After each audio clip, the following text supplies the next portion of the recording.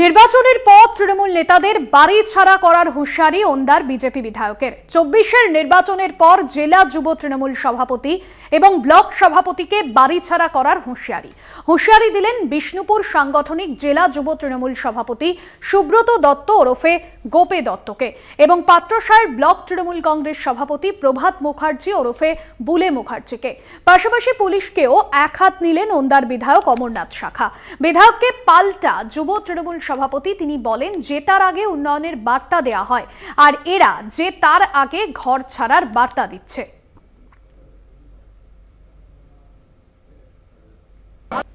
আমি আপনাদের কাছে প্রশ্ন রাখছি, 2024 সালের পরে গোপা দত্তকে কি পাত্রসায়ে পাওয়া যাবে? এই কি আজ দিচ্ছে? গোপা দত্ত কি পাত্রসায়ে পাওয়া যাবে? বুলে মুখার্জিকে কি পাওয়া যাবে? এইটা আমরা দেখতে চাই। তাদেরকে আমরা ঘর ছাড়া করবই করব। কারণ বাবার ক্ষমতা নেই, পুলিশ প্রশাসনের বাবার ক্ষমতা নেই যে তাদেরকে আটকায়। এইটাকে তো এখনই মন করতে পারলে এখন আমি গোপা দত্তকে বাড়ি ছাড়া করতে পারি। আমার কর্মীগুলো কিন্তু ঠিক থাকে। কে একটা চোর, কোনো পোস্টার আছে? চোর বাদ দিয়ে কোনো পোস্টার আছে তার গায়ে? 15% বালির কমিশন খাচ্ছে, কোনো আছে কি?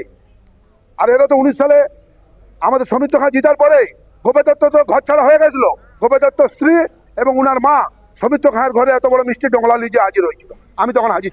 আমি এলাকার মানুষকে জানান দেবো, এদেরকে দায়িত্ব দেওয়া হয়েছে, এরা একজন বিধায়ক এলাকার উন্নয়নে। এদেরকে দায়িত্ব দিয়েছে মানুষের পাশে থাকার, মানুষের সাথে থাকার। জনতা জনার্দন এদেরকে ভোট দান করে জয়যুক্ত করে এমএলএ করে পাঠিয়েছে। এরা উন্নয়ন ভুলে গেছে, মানুষের সাথে থাকার কথা ভুলে গেছে, পাশে থাকার কথা ভুলে গেছে। এরা ঘর ছাড়ার কথা বলে। এই তো এমএলএ, এই তো বিজেপি দল, আর এই যে বিজেপি দলের সংস্কৃতি। আর অমরবাবুকে বলবো, ওটা দিবা স্বপ্ন, স্বপ্নের দুনিয়ায় থাকুন। বাস্তবে এলে বাস্তব চিত্রটা অনেক কঠিন, আর কঠিন থেকে কঠিনে তরকি করতে হয় সেটা আমি জানি। অমর সাহাকে বলবো, কত হাতি গেল দল, আর মশা বলে কত জল। জল কি করে মাপতে হয় না, মেপে মাথায় ঢেলে ঘর পাঠাবো।